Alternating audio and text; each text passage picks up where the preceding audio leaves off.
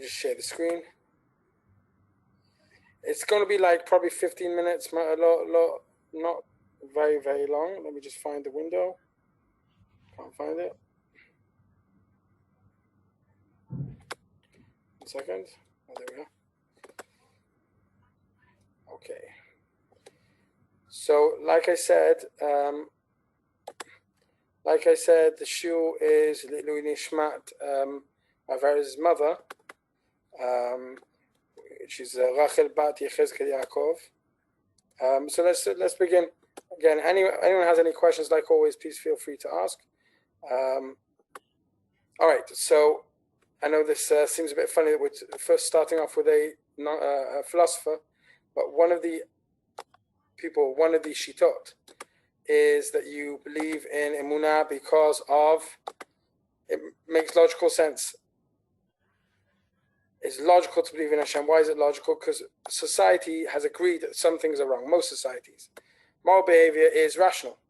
And murdering and rape and thievery is irrational.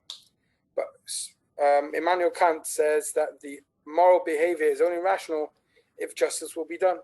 And justice can only be done if God exists. No one can define what justice is, which connects a lot into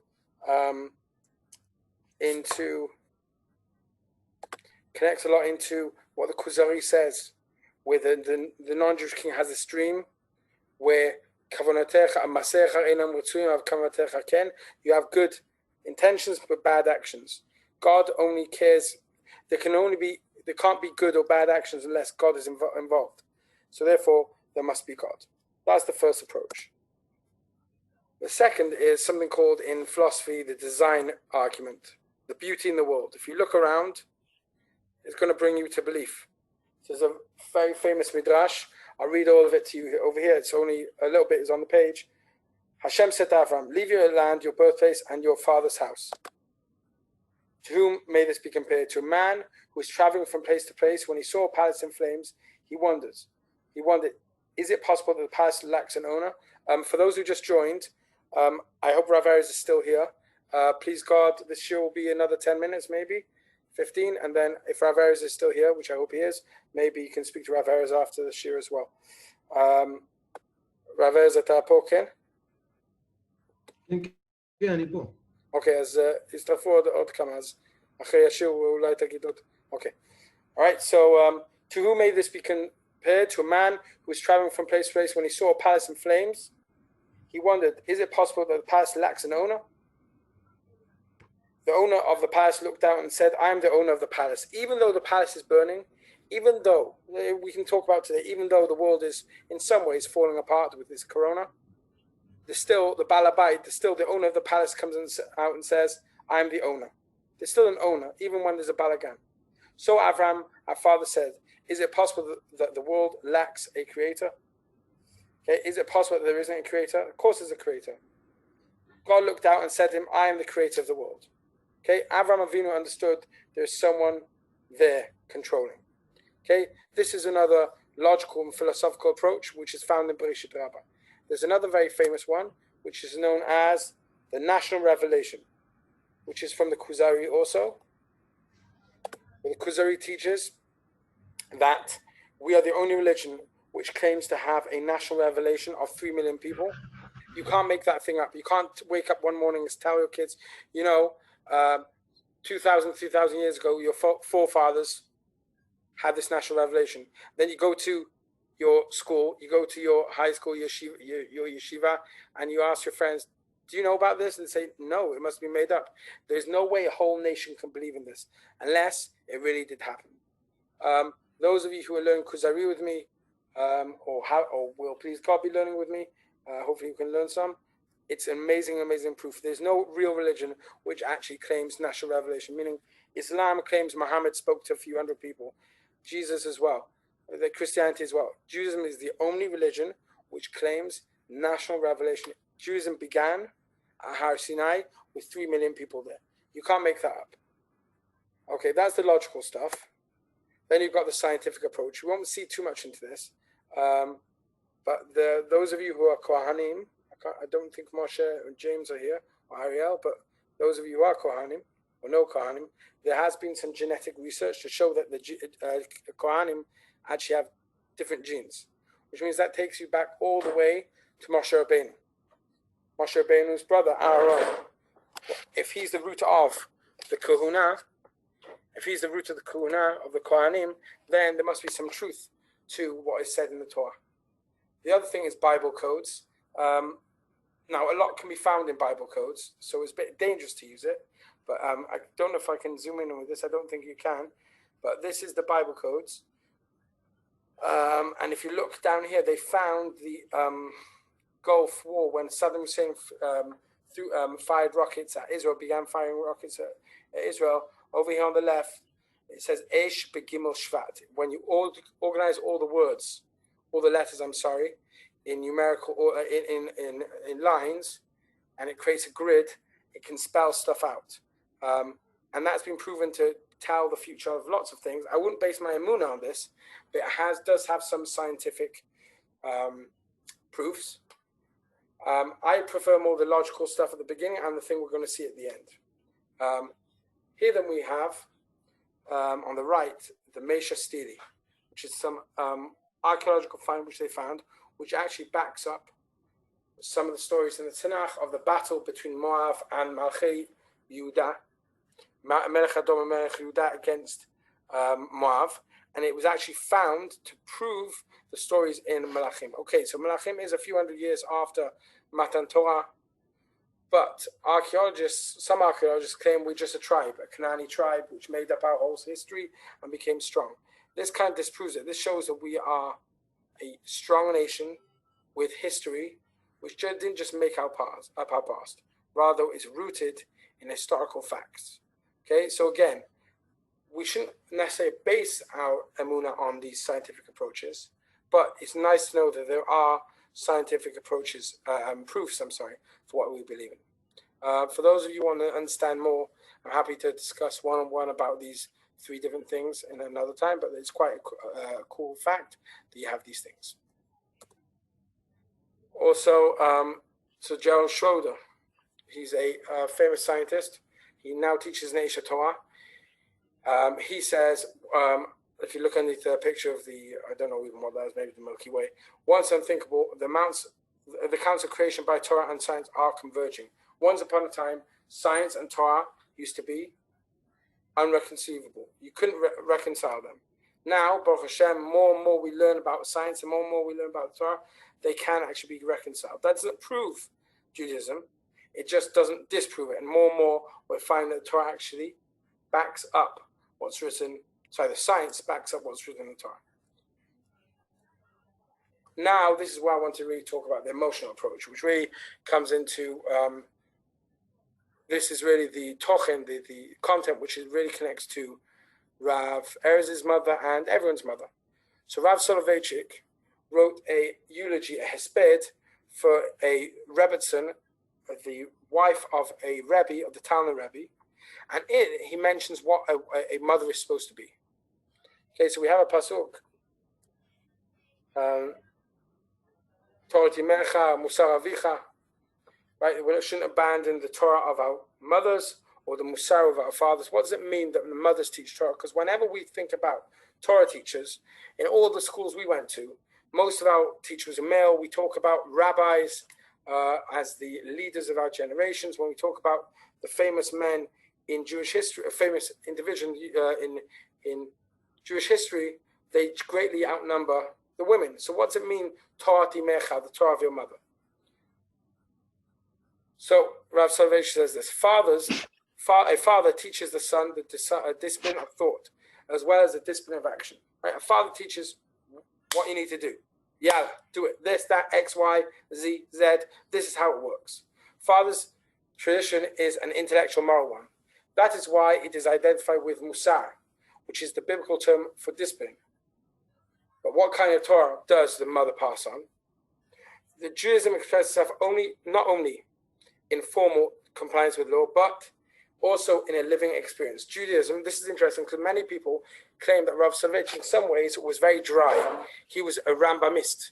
Rambam sometimes is misunderstood, but he comes across sometimes a bit dry. Mamash misunderstood. Says Rav Soloveitchik, a mother,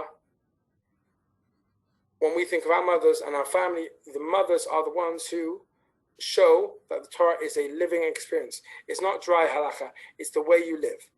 Says Rav Soloveitchik now, my mother, taught me that there is a flavor, a scent, and warmth to mitzvot. The mothers, the females in Judaism, are supposed to teach the warmth of the mitzvot. Sheesh chom b'mitzvot. There's emotion in mitzvot. My mother, taught me that there's a flavor, scent, and warmth to mitzvot. I learned from her the most important thing to life, to feel the presence of the Almighty and the gentle pressure of His hand resting upon my frail shoulders. Okay? We are supposed to learn Torah from our fathers, even though it's called Musar. However, the Torah that we learn from our mothers is a Torah of emotion, is a Torah which enables us to feel God's presence in this world. She's the one who's there for us when we wake up. She's the one who deals with the day-to-day halacha of the house. She's the one who shows the warmth of the Torah and how it's supposed to work in the world. And that's what's so miyuchad, that's what was so unique about Emuna. Emuna, I think Rav Erez has said this every year. Emuna also comes from the word em, mother. Right? The mother teaches the Emuna. The mother teaches the expression of Judaism, not just the dry sides. We need the dry bits as well. We need to know how to tie tzitzit. We need to know how what makes your tefillin kasher, or yala, my lulav came apart. Is it kasher or not kasher? My piton fell off. The etrog has simanim on it.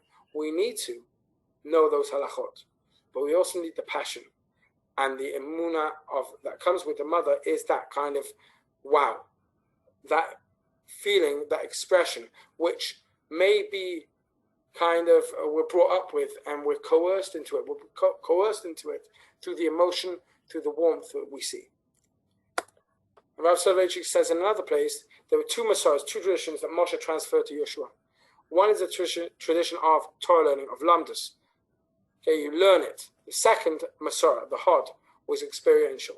One can know the entire Masechet Shabbat and yet still not know what Shabbat is. To truly know what Shabbat is, one has to spend time in a Yiddish home, in a Jewish home. Okay, homes are felt in different ways, and a Jewish home is felt in many ways, most through the emotion and through the warmth of a mother.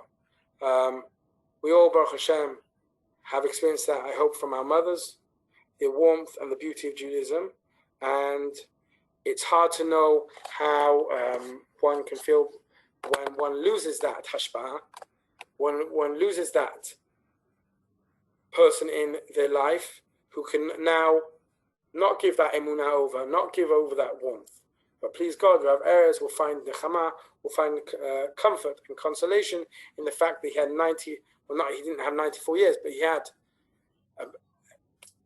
Rav Erez's mother lived until 94, so he had many, many years of receiving that emunah, that warmth, and that emotion, and that Jewish experience that only a mother can give. So please God, we can all develop our emunah on a logical, philosophical, and scientific basis, but many of us, I can speak for myself, my emunah came from my mother, my father as well, but the deep spiritual and emotional experience, and please God, we'll all be zocher to have that experience as well, as it's clear that Rabbi Erez did from his mother, and please God, we can all learn from that. So if anyone wants to now say anything more to Rabbi Erez, I'm going to stop giving my shir. It was a quick shir, like I said, but if anyone wants to add anything, please do. And then this is my mom and my dad in their wedding. When they get married, the wedding was in Tel Aviv. And over here, it's my mom. Actually, it's before the wedding, next to the store that my grandfather had. See over here? He had a big trade center of leather. Shoes and other stuff that they're doing from leather. This is my mom from the house they had in Tel Aviv. They had a huge house over there in Tel Aviv. The house still exists. This is when she was a teenage, maybe a little bit after. She also joined to the IDF. She was a soldier. I don't have a picture right now with me from there with uniform, but here, my mom had a big love to Yerushalayim. Mamash, unbelievable. She wrote a book of songs that she wrote about Yerushalayim. This is exactly after the 6-day war, just 2 months before I was born. Here, it's my mom pregnant at the right side. I think it's right, pregnant. Next to the Wailing Wall, next to the Kotel, right after they freed the Kotel from the Jordanian, and I'd say 4 maybe months after that, she came with me. When I came out, she came with me to the Kotel again, and here is she holding me on her arms next to the Kotel. And 54 years after that, I had married when my mom was in a wheelchair already, to take my mom. This is my daughter. Her name is Rachel, same as my mom's name. We give names also, Sfaradim, when you're still alive. So this is my mom. And my daughter in the Wailing Wall, 54 years after I was born, and after the 6-day war. You see over here, this is my mom just, it's like a few months ago, when my daughter and I took her to the Kotel, and my daughter took them to the women's section over there. So yeah, this is the story.